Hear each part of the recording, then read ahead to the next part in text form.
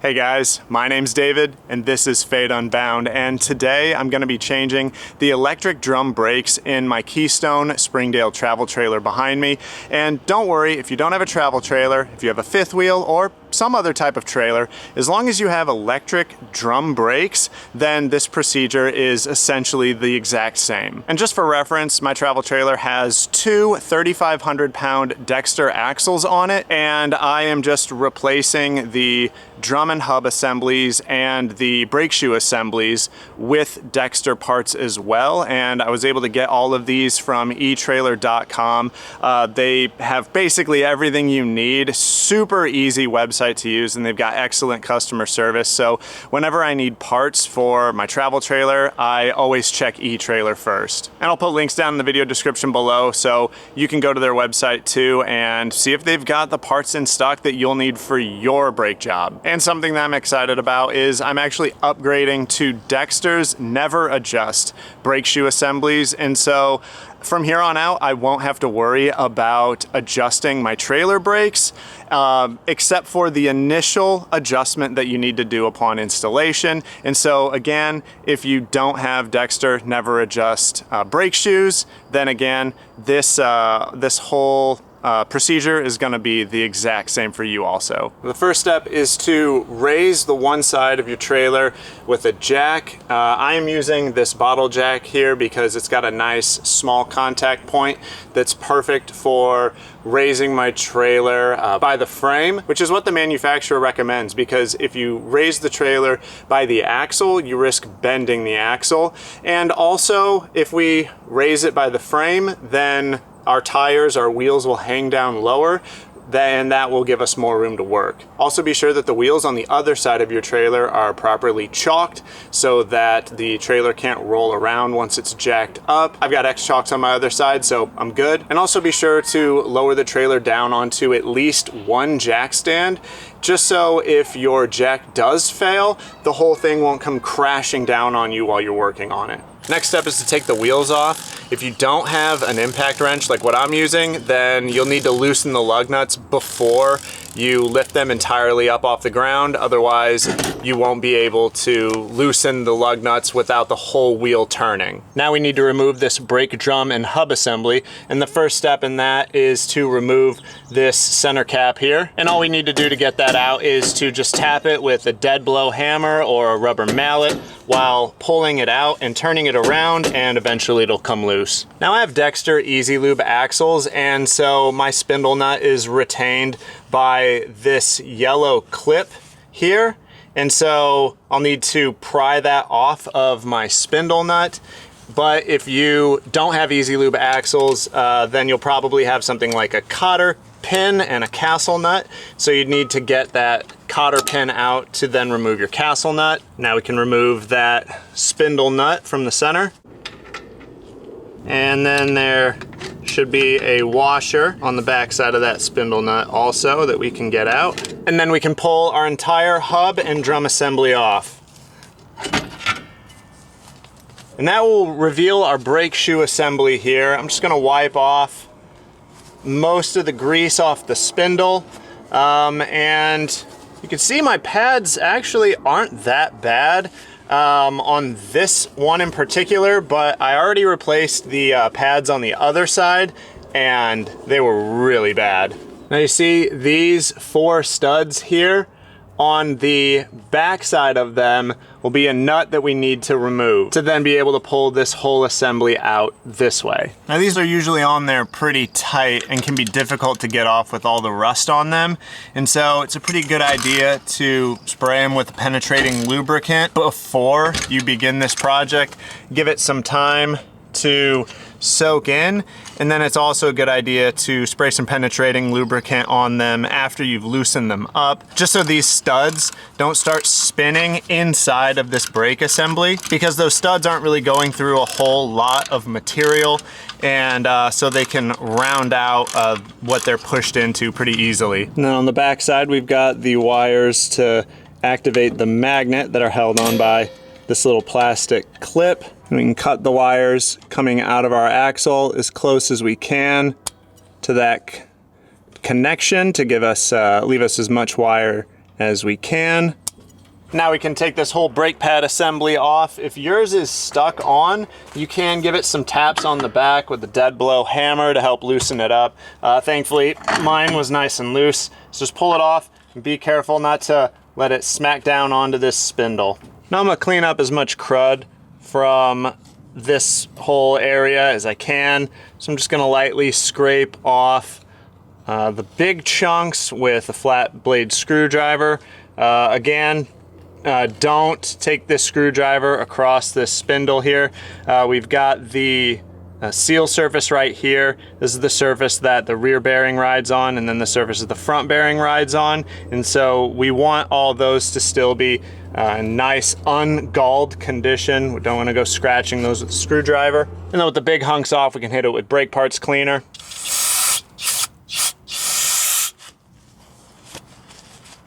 And this might be overkill, but I also like to hit this whole area with a brass brush just to take away any like large rust chunks that might be there, just to make it so the new brake pad assembly sits nice and flat against this whole surface. And I use a brass brush because brass is softer than steel, and so it will help to remove the rust, but it won't scratch into the steel itself. Now we're ready to slide on our new brake shoe assembly. Dang, doesn't that look nice too? I'm really excited now to have the never adjust brake shoes so that I never have to get back in here and adjust these after the initial adjustment. And now we can mount this brake shoe assembly using the new hardware that comes with them. And that's what's really nice about these Dexter brake assemblies through etrailer.com is that they come with all new hardware. So you don't have to reuse any old hardware. You can just discard the old hardware as you go. And you'll want to slowly tighten these nuts up in a crossing pattern so that you draw this brake assembly up evenly. And it's critical to make sure that those nuts are properly torqued. So using a torque wrench, we're gonna torque those down. And in the instructions from Dexter for these brake shoe assemblies, it says the proper torque is between 45 and 50 foot-pounds. So I've got my torque wrench set to 50 foot-pounds. And again, you'll wanna go in a cross pattern while you're torquing these down as well. And now it's time to wire in our new brake assembly. So we need to strip back the two wires coming from the trailer and then twist those wires together so they're nice and tight so they can fit into a butt connector. Slide the butt connector over and crimp it down. Repeat that process for the other wire. Then we can attach the wires coming from the new shoe assembly.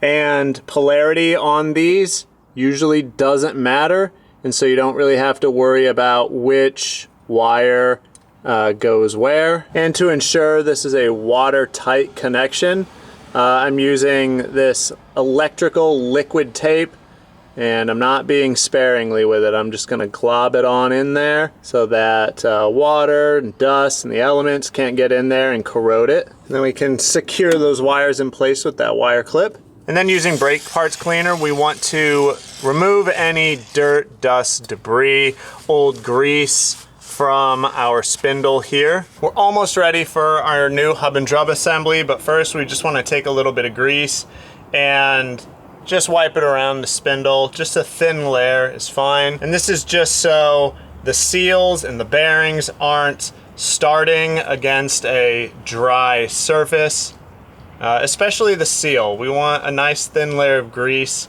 against the surface that the seal is gonna sit on. Now we're ready to install the hub and drum assembly. What's really nice about these assemblies from Dexter at eTrailer is that they come already pre-greased, and so the bearings are already installed, the seal is already installed, they're already packed with grease, so I don't have to worry about doing that. Saves a lot of time and labor.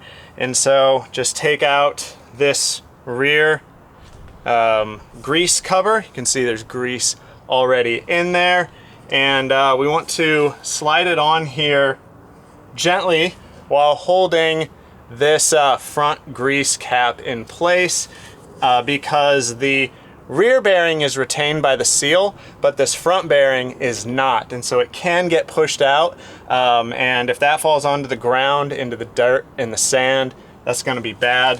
But we want to be gentle putting this on so that we don't damage that seal.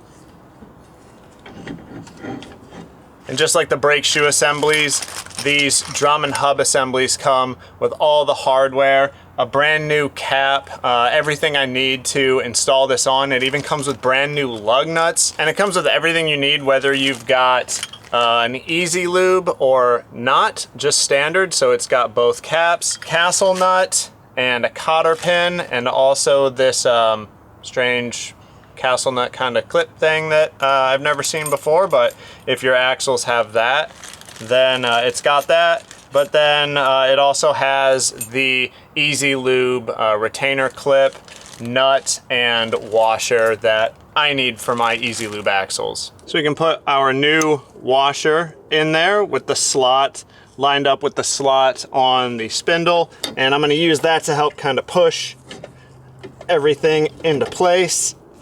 We thread our spindle nut into place. And then the installation instructions that came with this hub assembly say to tighten this spindle nut down with a pair of channel locks as tight as you can by hand while rotating the hub, and that will seat the bearings. And then without rotating the hub, you remove the torque from that nut. And then you tighten the nut hand tight, back it off until it rotates freely. So what I do is I tighten it up and then back it until just where I can easily move it by hand. And then we can put the retaining clip on around that nut, again with the little tab here lined up with the tab for the spindle. And if your retaining clip doesn't line up, if you slowly back the nut up about a 1/12 of a turn is what the instructions say, then this retaining clip will be able to find a spot where it clips on. And then we can place our new dust cover into place. Mine is for an Easy Lube axle, so it has this opening. Again, if yours is not for the Easy Lube axle, then it will be closed on the end. And then using a dead blow hammer or a rubber mallet, just tap it into place.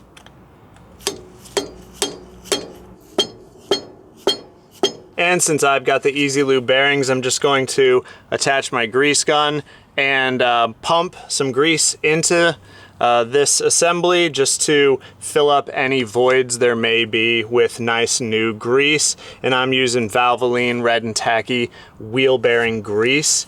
And as you slowly pump grease in, you want to rotate the assembly so that the grease can pack into the wheel bearings correctly and not push past the seal at the back.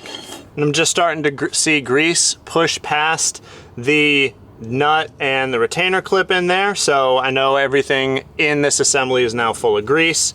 So I'll go ahead and put the rubber dust cover little cap on. And finally, we can put the wheels back on. You can see the other side is finished also. I was doing both brakes on this side of my trailer at the same time. So go ahead and put both wheels back on and then get the lug nuts tight. Again, going in a star pattern on the wheels as well to draw them in evenly. And don't tighten them down too much because we're gonna take them to the proper torque spec once the wheels are back down on the ground. And then the last thing we need to do before we can set these tires back down on the ground is do an initial adjustment on the brake shoes. At the bottom of your brake shoe assembly, you'll see this brake adjustment dial and it has teeth on it. And you'll also see a little window at the bottom of the back plate for the brake shoe assembly, and that is what will stick a small screwdriver through to push on that dial, which will slowly tighten the brake shoes to the hub. It'll push those shoes out, and we'll want to slowly spin the tire while we do that until we start to feel and hear a little bit of resistance. You want those shoes to just barely be contacting the drum while they're at rest. So now up under the trailer and looking at the back of the brake shoe assembly, this is the backing plate, You can see into this window right here, this little gold colored tooth. That is the adjustment dial that we will push on and rotate. I'm just gonna spin the wheel, and I can feel that I don't really have any resistance from those shoes.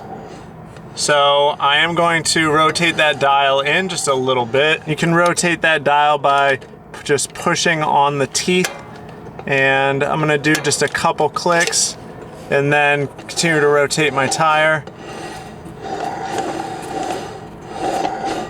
All right, there we go. I like that because it doesn't freewheel very long until stopping, and I can hear some resistance, so that's good.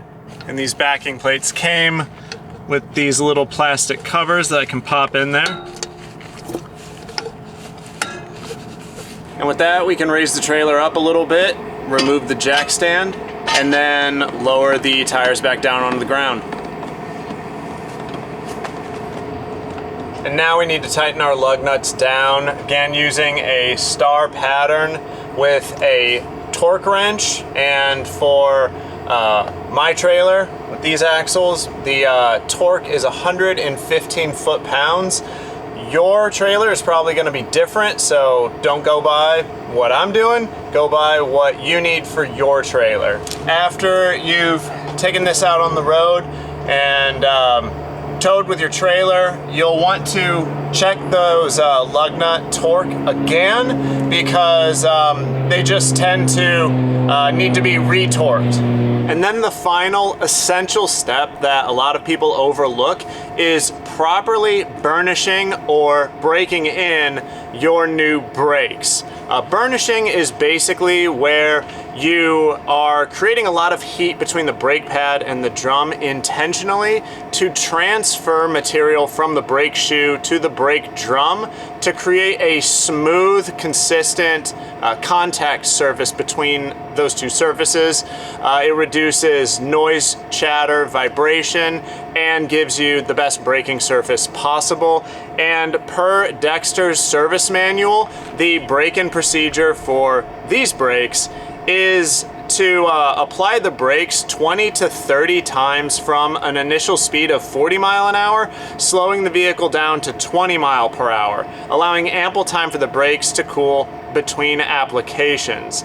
And it also says that if you see a bit of smoke, that's fine. That's typically normal for the burnish procedure. And that's it, guys. That's how you replace the brake shoes, drum, and hub assemblies on a trailer that has electric drum brakes. If you found this video helpful and you want to buy me a beer, you can go through that QR code right there. And also I will drop links in the video description below, again, to eTrailer's website.